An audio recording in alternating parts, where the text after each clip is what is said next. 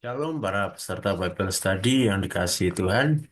Kita kembali berjumpa dalam Bible Study Perjanjian Lama dari Kitab Hakim-Hakim bagian yang ketiga. Sekarang kita akan belajar tentang seorang hakim yang terkenal, yaitu Gideon.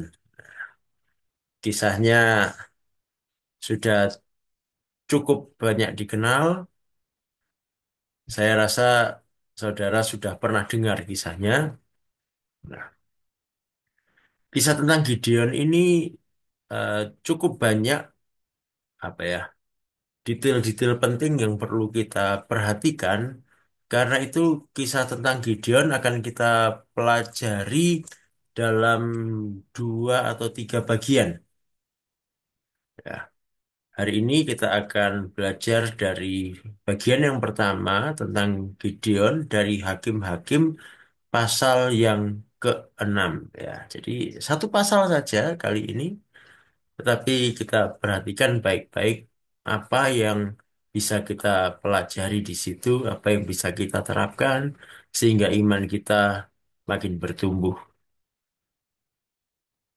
Kita perhatikan latar belakang dari kisah ini dulu.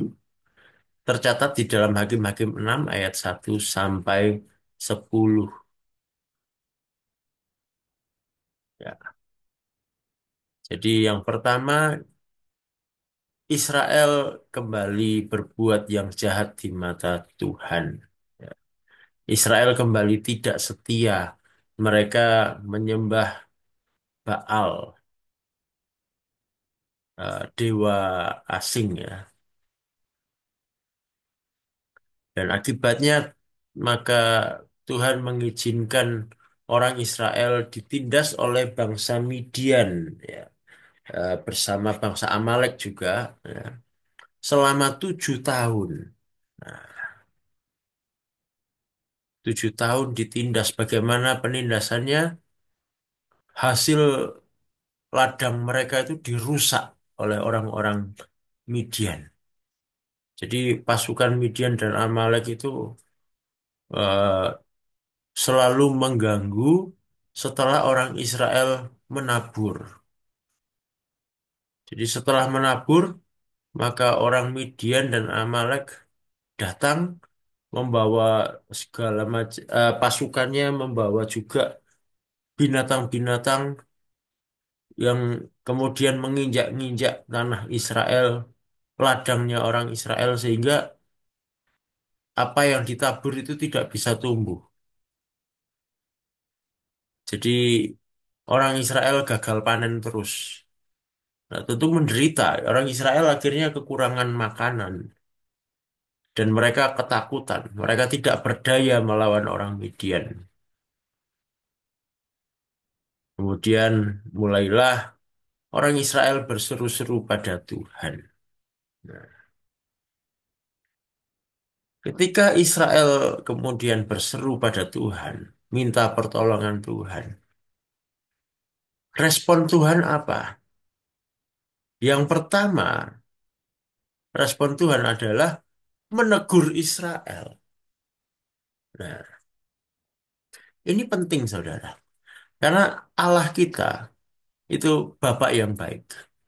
Bapak yang baik itu menegur anak-anaknya ketika mereka berbuat salah. Demikian juga Tuhan menegur Israel. Nah, ditegur itu kan memang bukan pengalaman menyenangkan. Siapa sih yang suka ditegur? Saya rasa kita semua tidak suka ditegur.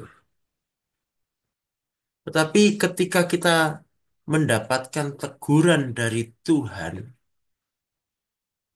maka sadarilah bahwa Tuhan masih mengasihi saudara. Tuhan masih setia terhadap saudara. Tuhan mengharapkan saudara jadi lebih baik. Jadi di saat kita menerima teguran Tuhan, jangan protes, jangan sakit hati, atau bahkan kadang ada yang berontak ya. Jangan. Ketika kita ditegur Tuhan, terima baik-baik tegurannya, renungkan, bertobatlah, karena sesungguhnya itu adalah kasih Tuhan yang dinyatakan pada kita, itu kesempatan untuk kita bertobat dan menjadi lebih baik. Ya. Setelah Tuhan menegur Israel, Tuhan tidak berhenti sampai menegur. Tuhan menolong. Ya. Nah, cara Tuhan menolong, Tuhan memanggil seorang di antara orang Israel yang namanya Gideon. Bisa dibaca di ayat 11 sampai 40. Nah, bagaimana Gideon dipanggil. Nah, kita akan teliti beberapa ayat ya, berurutan. Kita lihat dulu yang pertama ayat 11. Siapakah Gideon itu? Ya, kita baca ayat 11. Kemudian datanglah malaikat Tuhan dan duduk di bawah pohon tarbantin di Ofra, kepunyaan Yoas, orang Abiezer itu. Sedang Gideon anaknya mengirik gandum dalam tempat pemerasan anggur agar tersembunyi bagi orang Midian. Ya, jadi yang namanya Gideon ini dari golongan Abiezer ya. Jadi dari keluarga besar Abiezer, ayahnya namanya Yoas di wilayah yang namanya Ofra. Nah, kalau dilihat dari pekerjaannya dia sedang mengirik gandum ya, dalam tempat pemerasan anggur yang tentunya juga milik keluarganya. Ya. Jadi bisa disimpulkan Gideon ini seorang petani dan Gideon adalah orang yang dalam keadaan takut. Ya. Dia seorang yang ketakutan. Dia bukan seorang prajurit. Dia hanya petani dan dia takut. Maka dia bersembunyi. Nah, Tuhan kok manggil orang yang nggak berdaya, orang yang ketakutan. Nah, Tuhan mau menunjukkan bahwa Tuhan bisa pakai siapa saja. Dan Tuhan bisa mengubah siapa saja. Nah, mari kita lihat apa yang dikatakan Tuhan kepada Gideon yang sedang bersembunyi ini. Ya, ayat 12, ya. Malaikat Tuhan menampakkan diri kepadanya dan berfirman kepadanya demikian. Tuhan menyertai engkau, ya pahlawan yang gagah berani. Pahlawan yang gagah berani. Apakah ini maksudnya Tuhan sedang menyindir Gideon yang sedang ketakutan? Orang lagi takut kok disebut pahlawan yang gagah berani. Gideon itu hanya petani yang sedang ketakutan. Ini kalau orang Jawa bilang ngenyek ini ya gitu ya. Enggak, saudara. Ini bukan sebuah ejekan, bukan sebuah sindiran, tetapi Tuhan sedang memberikan identitas yang baru. Tuhan sedang mulai mengubah Gideon. Gideon yang takut diberi identitas baru, diberi status baru. Engkau bukan lagi petani yang ketakutan, tetapi engkau pahlawan yang gagah berani. Ya. Kita pun sering ketika mendapatkan tantangan untuk melayani Tuhan, eh, kita sering ragu, kita takut. Tetapi Tuhan mengubah kita semua. Kita diberi identitas baru, kita anak-anak Tuhan. Kita adalah murid-murid Kristus yang disertai oleh Tuhan. Nah, Respon Gideon bagaimana? Kita lihat. Jawab Gideon kepadanya, "Ah, Tuanku, jika Tuhan menyertai kami, mengapa semuanya ini menimpa kami? Di manakah segala perbuatan-perbuatan yang ajaib yang diceritakan oleh nenek moyang kami kepada kami ketika mereka berkata, 'Bukankah Tuhan telah menuntun kita keluar dari Mesir?'" Nah, sampai di sini kita lihat Gideon itu meragukan Tuhan. Gideon tahu tentang perbuatan Tuhan yang ajaib yang dulu dialami nenek moyangnya. Tetapi Gideon merasa, waduh sekarang nih kayaknya Tuhan sudah tidak lagi menyertai, tidak lagi memperhatikan. Sampai Gideon dan seluruh bangsanya mendapatkan malapetaka ini. Gideon tidak yakin Tuhan mau menyertai mereka lagi. Ya, selanjutnya Gideon berkata, "Tetapi sekarang Tuhan membuang kami dan menyerahkan kami ke dalam cengkraman orang Midian." Nah, sampai di sini Gideon merasa Tuhannya jahat, Tuhannya tidak setia. Kok bisa-bisanya Tuhan menyerahkan Israel yang katanya bangsa pilihan Tuhan ke dalam cengkeraman orang Midian?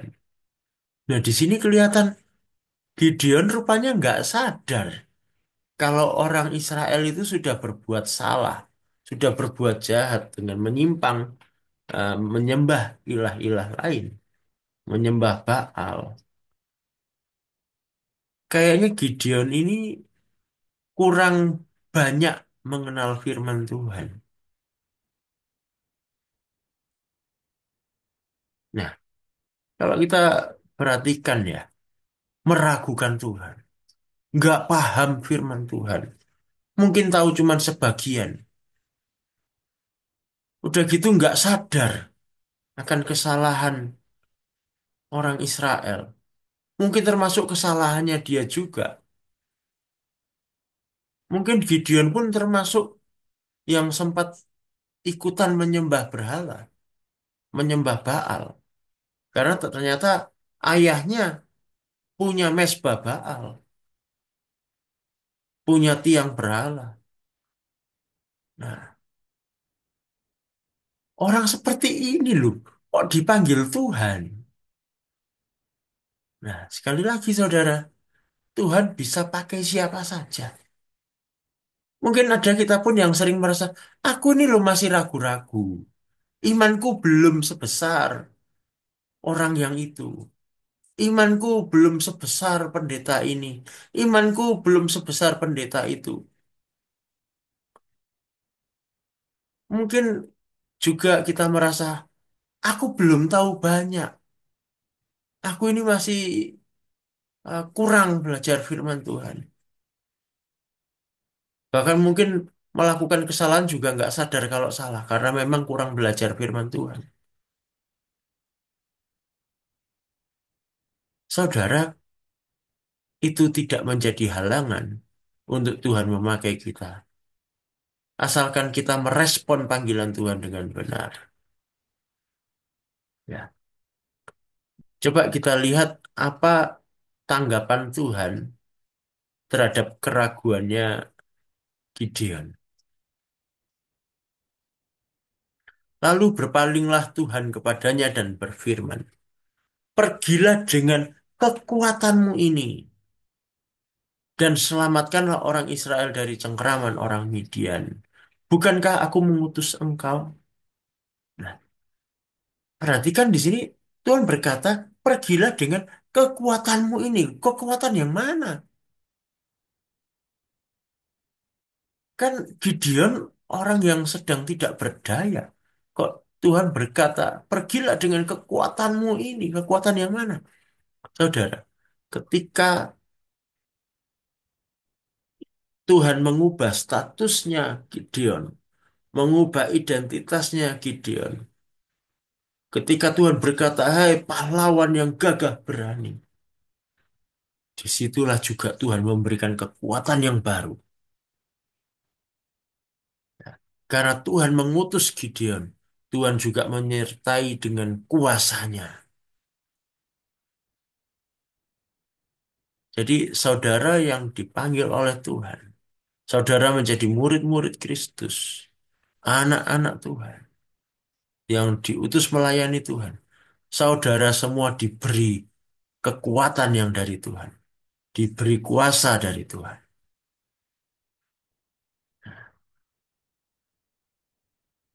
Jawabannya Gideon apa? Nah, jawaban Gideon ini eh, mewakili banyak orang Kristen. Bahkan mungkin kita sendiri sering eh, memiliki pikiran sama seperti Gideon. Gideon berkata begini, tetapi jawabnya kepadanya, "Ah Tuhanku, dengan apakah?" Ya, perhatikan, dengan apakah akan kuselamatkan orang Israel? Bukankah sering kita juga berpikir demikian? Aku ini tidak punya apa-apa. Aku nggak punya banyak pengetahuan. Aku nggak punya banyak harta. Aku nggak punya banyak waktu. Nggak punya banyak keahlian. Dengan apa aku akan melayani? Ya. Kemudian Gideon berkata lebih lanjut, ketahuilah kaumku adalah yang paling kecil. Paling kecil di antara suku Manasye. Wah, paling kecil. Kita sering merasa kecil.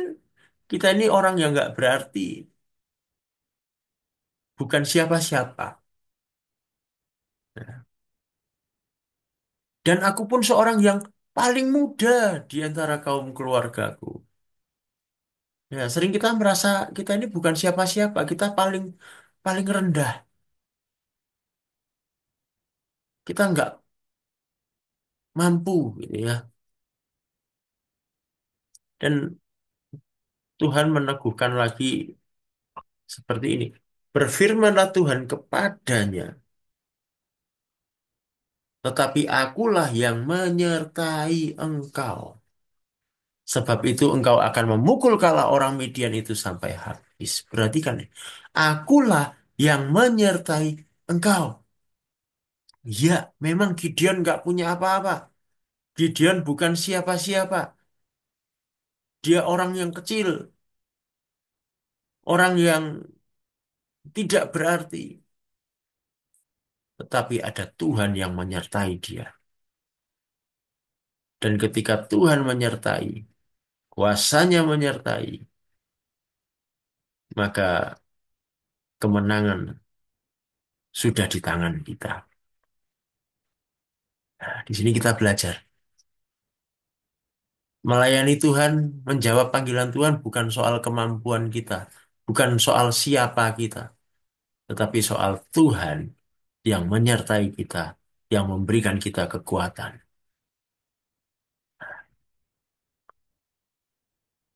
Gideon mendengar kata-kata Tuhan ini rupanya masih ragu-ragu.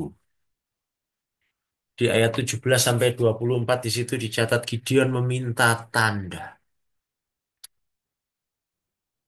Gideon berkata kepada Tuhan, tolong tunggu di sini dulu. Nah, karena Gideon mau memberikan persembahan. Ya, maka Gideon mengolah kambing dimasak untuk jadi persembahan ya, dengan roti, dengan tepung, kemudian dibawa kepada Tuhan. Ya. Dan kemudian ya Tuhan mengabulkan permintaan Gideon. Ya, akan tanda itu. Tuhan yang menampakkan diri kepada Gideon waktu itu dengan tongkat menyentuh persembahan yang diberikan dan kemudian dari batu muncul api yang membakar habis persembahan itu. Melihat keajaiban itu, Gideon menjadi percaya. Dia sadar yang ngomong di depan dia ini betul-betul Tuhan. Nah, Gideon sempat sampai ketakutan. Waduh, aku sudah melihat Tuhan ini. Aku bakal mati ini. Tapi kemudian Tuhan berkata kepada Gideon, "Ya, tenang, kau tidak akan mati." Ya. Kemudian Gideon mendirikan mezbah. Gideon mempersembahkan korban bagi Tuhan. Ya.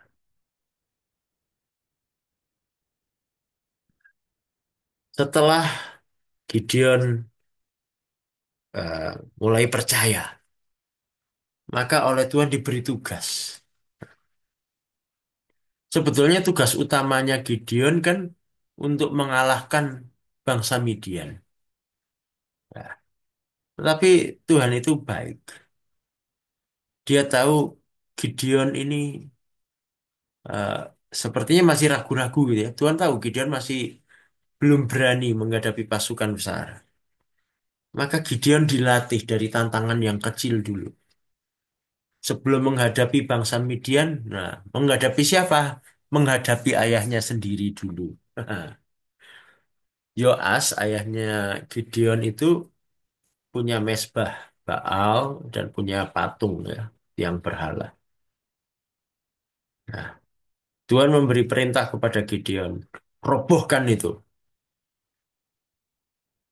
Lalu bangun mesbah yang baru dan persembahkan lembu jantan. Lembu jantan punya siapa?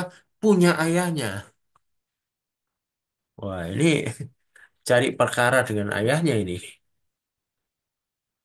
Nah, tapi yang jelas ini masih tantangan lebih kecil dibandingkan menghadapi bangsa Midian yang kuat kan. Nah, Gideon mulai mencoba untuk taat melakukan perintah Tuhan dari yang kecil. Gideon masih takut-takut, maka dia melakukannya di malam hari, sembunyi-sembunyi. Nggak apa-apa. Yang penting Gideon mulai berani melangkah, berani mulai melakukan firman Tuhan. Walaupun masih ada ketakutan. Nah, Gideon melakukannya dan akibat dari ketaatan Gideon, Allah menunjukkan pembelaan. Ya. Di malam hari Gideon merobohkan mezbah dan patung berhala milik ayahnya dan mempersembahkan lembu jantan ayahnya di situ. Nah, di pagi harinya orang-orang ribut, heboh. Loh ini mezbah kok berantakan, hancur. Patungnya juga hancur. Terus ini kok ada mezbah baru, ada persembahan lembu jantan di sini. Wah, terjadilah keributan. Yoas ayahnya juga, wah pasti bingung ini siapa ini yang melakukan ini. Pasti marah juga. Dan kemudian ada yang melaporkan. Wah, itu Gideon yang melakukan. Wah, lalu orang-orang marah. Bawa sini Gideon, harus dihukum mati. Nah, tetapi justru kemudian Yoas, ayahnya Gideon, membela Gideon. Ya mungkin Yoas ini mikir juga. Lah ini mesbahnya Baal yang dipuja oleh dia. Patungnya juga kok hancur. Dewa yang dipuja ternyata kok tidak berdaya. Maka Yoas berkata, biarkan Gideon. Kalau memang Baal ini berkuasa, biar Baal yang berurusan dengan Gideon. Gitu. Ah, maka nam- ketika itu orang-orang memberi julukan baru kepada Gideon, yaitu Yerubbaal. Artinya biar Baal eh, melawan dia gitu.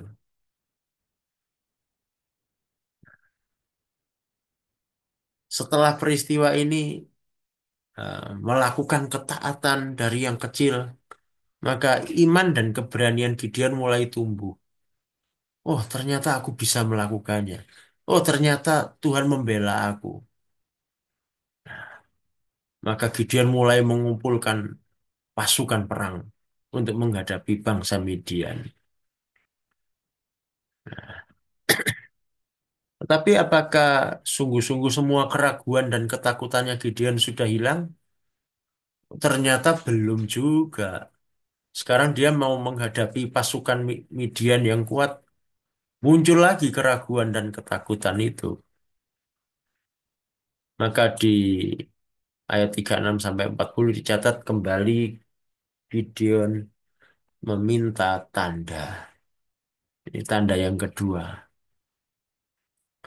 Tanda apa yang diminta? Gideon meletakkan bulu domba di tempat pengirikan, ya, jadi di luar, dan eh, Gideon minta supaya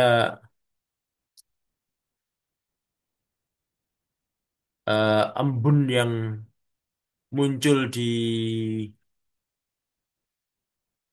pagi hari itu diatur oleh Tuhan. Ya. Nah, jadi ketika pagi hari, jadi Gideon meminta supaya ketika pagi hari itu tanah di sekitar bulu domba itu kering, ya. Tanah di sekitar bulu domba itu kering, tetapi embunnya akan terkumpul di bulu domba itu. Jadi bulu dombanya yang basah, tanah sekitarnya kering. Nah, saudara, embun mana pilih-pilih tempat. Di pagi hari ketika muncul embun ya muncul di mana-mana. Tetapi ini permintaannya Gideon, pokoknya embunnya cuma di bulunya nih. Tanah sekitarnya kering. Dan dikabulkan oleh Tuhan. Ketika keesokan harinya dilihat bulunya basah, tetapi tanah sekitarnya kering. Ya dikatakan malah Gideon bisa sampai meras bulu itu. Diperas sampai terkumpul airnya satu cawan. Ya. Satu gelas kira-kira. Tetapi kemudian Gideon masih minta lagi. Dia dia bilang kepada Tuhan, Tuhan ampuni aku ya. Aku minta sekali lagi.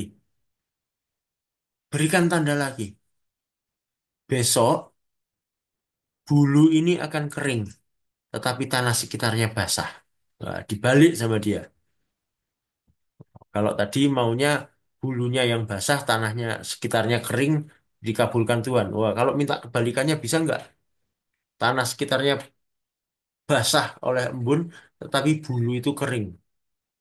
Dijawab oleh Tuhan. Keesokan harinya terbukti. Bulunya kering, padahal di sekitarnya banyak embun.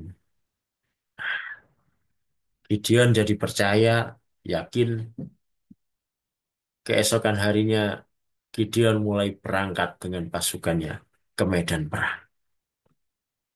Nah, jadi eh, dari pembelajaran kita di pasal 6 ini, kita lihat Tuhan itu bisa menolong siapa saja, walaupun ragu, walaupun belum tahu banyak tentang firman Tuhan. Tetapi Tuhan siap mengubah orang yang takut menjadi berani. Tuhan siap mengubah orang yang kurang beriman menjadi teguh imannya. Tuhan punya cara untuk masing-masing orang. Entah Tuhan berikan tanda, Tuhan latih ya melalui tantangan yang kecil dulu, makin lama makin besar ya. Dan yang terpenting ingat Tuhan mengubah kita. Seperti Tuhan mengubah Gideon. Ya, statusnya, identitasnya diubah. Kita pun begitu, kita sudah diubah. Ya, Alkitab mengatakan ketika kita ada di dalam Kristus, maka kita adalah ciptaan baru. Yang lama sudah berlalu, yang baru sudah datang. Nah, kita sudah diubah Tuhan. Kita disertai Tuhan. Silakan direnungkan, dipikirkan. Nanti kalau ada pertanyaan, silakan ditulis. Kita akan bahas bersama-sama ketika diskusi ya. Satu pertanyaan dari saya. Kebiasaan meminta tanda itu baik atau tidak? Nah, coba dibahas, dipikirkan ya. Nanti kita ramai-ramai mendiskusikan itu ya. Tolong semuanya aktif di grup ya supaya kita bisa bertumbuh bersama ya. Terima kasih, Tuhan Yesus memberkati.